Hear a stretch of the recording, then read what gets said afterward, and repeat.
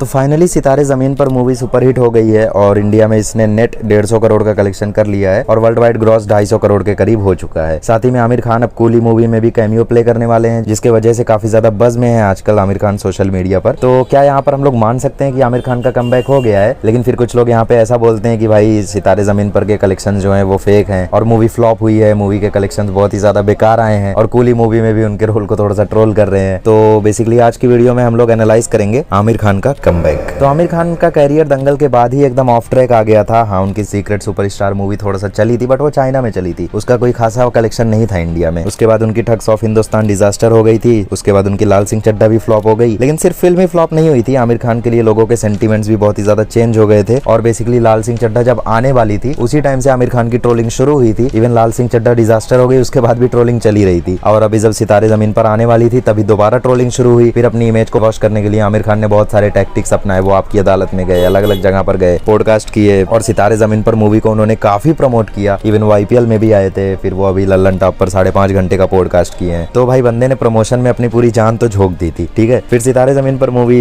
Release होती है और रिलीज होने के पहले दिन उसका कलेक्शन आता है 10 करोड़ का, फिर दूसरे दिन कलेक्शन आता है 20 करोड़ का, तीसरे दिन आता है 27 करोड़ का और 3 दिन में ही मूवी अपना बजट रिकवर कर लेती है, क्योंकि इसका बजट ज्यादा नहीं, सिर्फ 70 करोड़ है। और उसके बाद फिर मूवी धीरे धीरे कलेक्शन करके अपने अच्छे वर्ड ऑफ माउथ के चलते हिट हो जाती है और अभी ये मूवी सुपर हिट हो चुकी है। लेकिन सितारे जमीन पर के जो कलेक्शन है उन पर बहुत सारे लोग डाउट कर रहे हैं। उनका कहना है कि आमिर खान ने इसमें फेक कलेक्शंस दिए हैं या कॉर्पोरेट बुकिंग की है। देखो, दो चीज होती है, एक होता है कॉर्पोरेट बुकिंग और दूसरा होता है फेक कलेक्शन। कॉर्पोरेट बुकिंग का मतलब ये होता है कि जैसे मेरी मूवी रिलीज हो रही है तो मैं क्या करूंगा, मैं 100 टिकट्स खरीद लूंगा और 100 टिकट्स खरीद के मैं किसी कंपनी में भेज दूंगा कि ये लो 100 टिकट्स और अपने सारे एम्प्लॉइज को मेरी मूवी दिखा दो, या मैं मूवी नहीं भी देखने जाऊंगा तो भी मैं टिकट्स खरीद लूंगा। तो इसको बोलते हैं कॉर्पोरेट बुकिंग। और कॉर्पोरेट बुकिंग टर्म जो है ये आई थिंक जब शाहरुख खान ने पठान मूवी रिलीज की थी तब आया था। और to be honest Pathaan movie में थोड़ा बहुत डाउट तो है, मतलब उस मूवी का कलेक्शन चलो 550 करोड़ था, लेकिन 550 करोड़ में से कहीं ना कहीं ऐसा लगता है कि 50-60 करोड़ का शाहरुख खान ने कॉर्पोरेट बुकिंग करवाया होगा या फिर उनकी टीम ने कॉर्पोरेट बुकिंग करवाया होगा ताकि मूवी थोड़ा सा ट्रेंडिंग में आ सके। कॉर्पोरेट बुकिंग का फायदा ये होता है ना कि जब मतलब ऑडियंस देखती है कि इस मूवी को बहुत ही ज्यादा देखा जा रहा है तो ऑडियंस के अंदर एक वो बनता है, परसेप्शन बनता है कि यार इतने सारे लोग इस मूवी को देख रहे हैं तो चलो हम भी देखने चलते हैं, क्या पता इस मूवी में कुछ हो। तो ये फायदा होता है उसका। लेकिन हाँ भाई, इसमें तुम्हारा ही लॉस होता है क्योंकि तुम 60 करोड़ के टिकट्स खरीद रहे हो, उसमें से चलो 30 करोड़ तुम्हारे पास आ जाएंगे, लेकिन 30 करोड़ तो बर्बाद हुए ना। दूसरा होता है fake collection. Fake collection basically ये अभी जब स्त्री 2 रिलीज हुई थी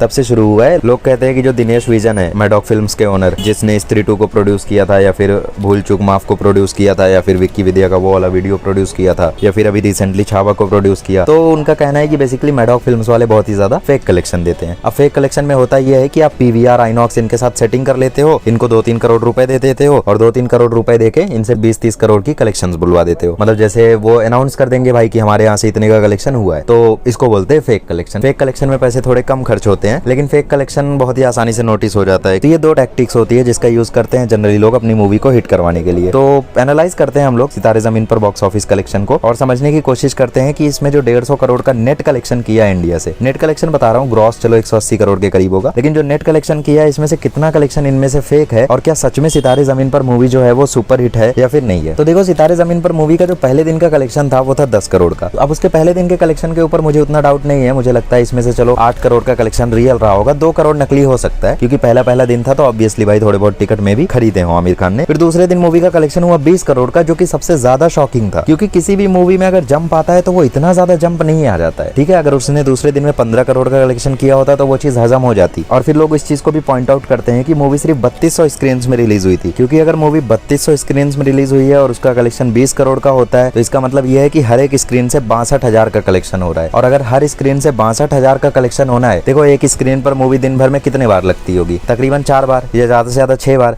तो अगर मूवी को 6 बार रन करना है तो इसका मतलब हर एक शो में उसकी कमाई होनी चाहिए 10,000 की।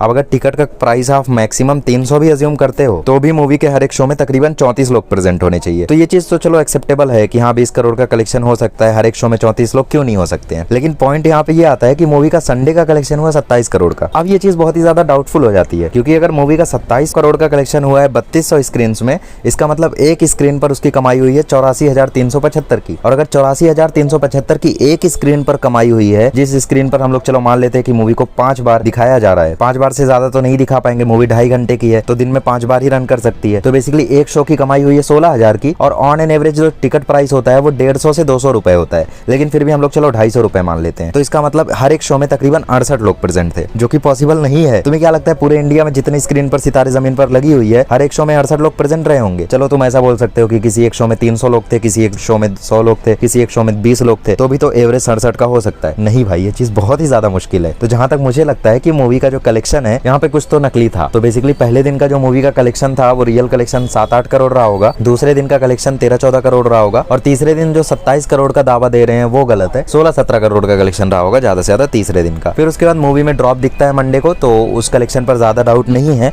और उसके बाद से अगर कॉर्पोरेट बुकिंग की भी होगी आमिर खान ने, फेक कलेक्शन दिए भी होंगे, तो भी उस पर उतना ज्यादा डाउट नहीं है, क्योंकि आगे के जो कलेक्शंस थे वो बहुत ही ज्यादा कम आए थे, धीरे धीरे नॉर्मलाइज हो गई थी मूवी। और अब बेसिकली ऐसा पॉइंट आ गया है जहां पर वो फेक कलेक्शन नहीं दिखाएंगे। तो ओवरऑल हम लोग ये मान सकते हैं कि मूवी का जो रियल कलेक्शन है 150 करोड़ इंडिया नेट कलेक्शन बताया जा रहा है। तो आई थिंक जो रियल कलेक्शन है वो 100 करोड़ के करीब होगा, क्योंकि वो जो सैटरडे संडे वाला जो जंप था और जो इतना ज्यादा कलेक्शन आया वो चीज सच में डाइजेस्टेबल नहीं है। ठीक है, इस चीज को सोचना चाहिए था फेक कलेक्शन देने से पहले कि भाई तुम्हारी मूवी सिर्फ 3200 स्क्रीन में रिलीज हुई है, तो इसको थोड़ा सा ध्यान में रख के उन्हें फेक कलेक्शंस देने चाहिए थे। देखो मैं तुम्हें एक डिस्क्लेमर दे दूं कि मैं आमिर खान का हेटर नहीं हूं या फिर कोई ऐसा जबरदस्ती बोलने की कोशिश नहीं कर रहा हूं, सिर्फ फैक्ट्स बता रहा हूँ। इस चीज पर सच में थोड़ा सा डाउट होता है। और भाई हो सकता है कि 0.1% चांस हो कि मेरी बात गलत हो, तो हो सकता है मैं गलत हूँ, तो इसमें कोई बड़ी बात नहीं है। थोड़ा सा एनालाइज करने की कोशिश कर रहा हूँ, दैट्स इट। और अगर थोड़ा बहुत दिमाग लगाओगे तो तुम भी इस चीज को समझ सकते हो कि भाई एक शो में बहुत ही पॉपुलर मूवी हो, उसमें भी मैक्सिमम 20-25 लोग जाते हैं हर एक स्क्रीन में, क्योंकि जो बड़े बड़े मॉल्स होते हैं उसमें 5-6 स्क्रीन होती हैं जिस पर साइमल्टेनियसली मूवी चल रही होती है। तो तुम्हें क्या लगता है हर एक स्क्रीन में तुम्हें 64 लोग 68 लोग दिखेंगे? नहीं दिखते हैं भाई। तुम कभी छोटे मोटे थिएटर में मूवी देखने जाओगे तो वहाँ पे बहुत सारे लोग मिलेंगे, लेकिन कभी मॉल वगैरह में मूवी देखने जाओगे, इवन मैं जवान देखने गया था रिलीज के तीसरे दिन, तो उस दिन वहाँ पर टोटल कितने थे? 34-35 लोग थे, सैटरडे का दिन था फिर भी। तो यहाँ पे तकरीबन 50 करोड़ का लफड़ा है, 50 करोड़ का फेक कलेक्शन हो सकता है। तो बेसिकली मूवी का real collection India net 100 crore है, और क्योंकि इस मूवी का बजट 70 करोड़ था तो बेसिकली मूवी को अभी भी हिट ही माना जाएगा, सुपर हिट नहीं माना जाएगा। तो हाँ, एक तरीके से आप कह सकते हो कि आमिर खान का यहाँ पे कमबैक हो गया है। लेकिन कमबैक को लोग मान क्यों नहीं रहे? उसके पीछे सबसे बड़ा रीजन है शाहरुख खान, क्योंकि कमबैक के बारे में जब हम लोग सोचते हैं ना तो हमें वही शाहरुख खान वाला साल याद आता है, पठान, जवान और डंकी वाला। तो भाई हर किसी का कमबैक 1000 करोड़ से नहीं होता है। ठीक है, किसी किसी का कमबैक एक क्लीन हिट के भी साथ हो सकता है, नॉर्मली भी कमबैक हो सकता है। और अभी भी आमिर खान का कमबैक आई थिंक हो गया है, क्योंकि उनका आने वाला जो लाइनअप है लोकेश कनगराज के साथ एक सुपर हीरो मूवी है, फिर वो किशोर कुमार की बायोपिक पर काम कर रहे हैं। तो आई थिंक आमिर खान की आने वाली मूवीज काफी ज्यादा अच्छी हैं और प्रॉपर परमानेंट कमबैक उनका हो जाएगा उसके साथ। और मे भी ये जो कूली में उनका कैमियो है वो कैमियो भी आग लगा दे। तो